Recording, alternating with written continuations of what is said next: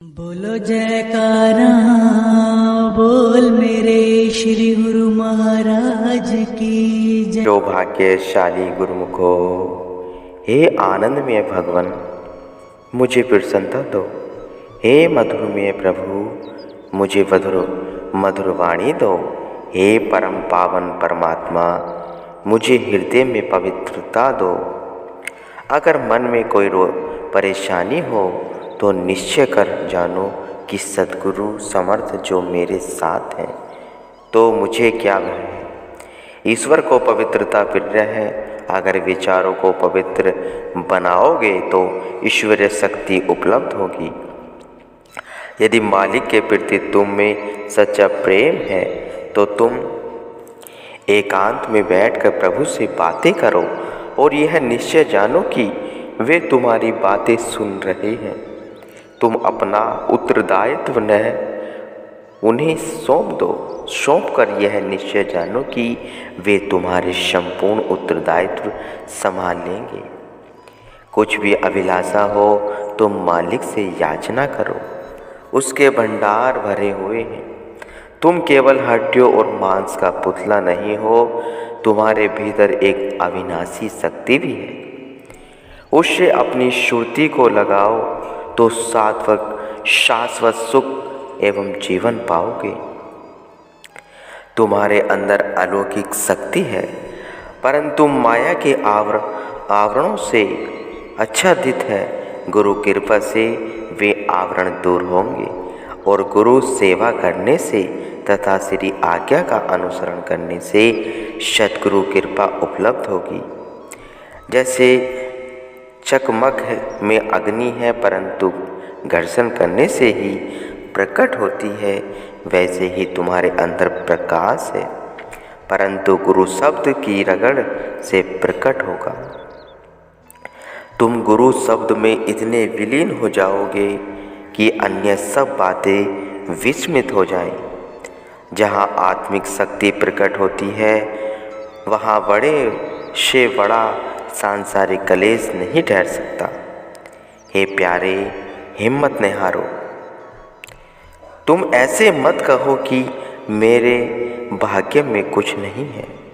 तुम नित्य प्रति प्रभु कृपा द्वारा तथा परिश्रम करके सब कुछ प्राप्त कर सकते हो। तुम्हारे भीतर ईश्वरीय शक्ति है, उसे कोई भी हानि नहीं पहुंचा सकता। इसलिए तुम सदा निर्भय रहो और सद्गुरु के बताए हुए मार्ग पर चलते जाओ। सब आशाएं त्याग कर सद्गुरु पर विश्वास रखना ही गुरु शरण है। ऐसे शरणागत की वही अवश्य ही लाज रखेंगे।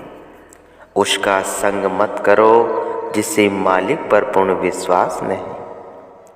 उसकी बातें मत सुनिए जो आपको संसार में फंसने का परामर्श देता है। यदि परमार्थ जीवन व्यतीत करना है तो स्वार्थ लोगों की संगति से बचो। मायावी संबंधों से मन का लगाव हटाने से ही सद्गुरु से संबंध जोड़ सकता है। तुम सदैव शुभ विचार करो तो पुराने अशुभ संस्कार दग्ध हो जाएंगे।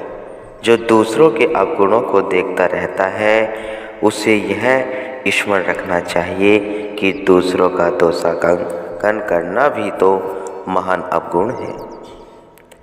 स्वार्थवश सुने सुनाए दूसरों के अवगुण फैलाकर रस्सी को सर्प बनाने की प्रकृति का परित्याग कर दो। पीलिए के रोगी व्यक्ति को संसार पीला ही दृष्टिगोचर होता है। इसी प्रकार जो स्वयं दोषपूर्ण है वह इंसान सब में दोषांकन करने लगता है। तुमने स्वयं को बनाया तो जगत स्वयं में बन जाएगा। तुमने यदि स्वयं को अवगुण रहित कर दिया तो जगत में किसी में भी अवगुण नहीं दिखाई देंगे। किसी में 1000 अवगुण हो और एक गुण हो तो उसका एक गुण को देखिए। हे मानव, तुम्हारे अंदर भक्ति और माया का युद्ध चल रहा है। तुम सदैव भक्ति के विचारों के पलड़े को शक्तिशाली बनाओ तो मायावी दुख अपना प्रभाव नहीं डाल सकेगा। प्रातः उठो तो सर्वप्रथम श्री सद्गुरु का ध्यान करो, उनके श्री चरणों में श्रद्धा से शीश झुकाओ और उनके द्वारा प्रदान किए हुए शब्द का अभ्यास करो। आपका दिन अच्छा व्यतीत होगा। इसी तरह स्नान के समय भी सुमरन करो तो रात्रि अच्छी व्यतीत होगी। अपने कर्तव्य का पालन करो, परंतु यह दृढ़ निश्चय कर लो कि उसके पश्चात जो भी परिणाम निकलेगा उसे पर प्रसन्नचित रहोगे। जब मैं अपने आनंदमय पिता के दर्शन करता हूँ तो सब गम विनष्ट हो जाते हैं। मेरी पूंजी नाम है, वह कभी समाप्त नहीं होती, तो मैं दरिद्रता या कंगाल कैसे होऊंगा। जैसे किसी व्यक्ति के पास असीम धन संपत्ति हो और 200-400 रुपये प्रतिदिन का व्यय हो तो उसे व्यय का बोझ या भार व्यतीत नहीं होता। इसी प्रकार जिसने सच्चे सुख की प्राप्त कर ली है, यदि उसे पर सांसारिक दुख भी आ भी जाए तो उसे विचलित नहीं कर सकेंगे। हे मन, प्रभु 24 घंटे तेरा ध्यान रखते हैं। तुम भी दिन में से कुछ समय निकालकर उनका चिंतन करो। जो भी करो मालिक के लिए करो तो वे तुम्हारे ही हो जाएंगे और बदले में उनकी सर्व बख्शिशियाँ तुम्हारे द्वार नहीं छोड़ेंगी। परमार्थ के लिए कर्म करना धर्म और स्वार्थ के लिए कर्म करना अधर्म समझो। कई लोग परमेश्वर को भूलकर दुख की तरफ जा रहे हैं। उन्हें परमेश्वर की शरण में पहुंचना ही भूलों को मार्ग पर लाना है। माया की तृष्णा के कारण करोड़पति भी भूखे हैं। नाम के अभ्यास के बिना तृष्णा नहीं बुझ सकती। नाम से भूले हुए को नाम जपने का प्रयत्न करना अतृप्त को तृप्त करना है। जिसमें आत्मिक शक्ति नहीं, वह चाहे कितने ही मैदानों में विजय प्राप्त कर ले तो भी सांसारिक झकोले उसका पतन कर ही देंगे। इसलिए वह निर्मल कहा जाएगा। उसे सत्संग में जहाँ आत्मा आत्मिक शक्ति उपलब्ध हो ले जाना ही निर्मल की सहायता करना है। जो मैं मेरी की श्रृंखलाओं में झगड़ा हुआ है, उसे नाम का जाप करना ही बंधे हुए को निर्बंधन करना है। सगल सृष्टि का राजा दुखिया, हरि का नाम जपत होय सुखिया। किसी को नाम जपना ही दुखियों को सुखी करना है। नाम से विमुख जब वह स्वयं ही दुखी है तो अन्य को सुख कहाँ से प्रदान कर सकता है। प्रत्येक मानव का मूल्य उसकी भावना अनुसार होता है।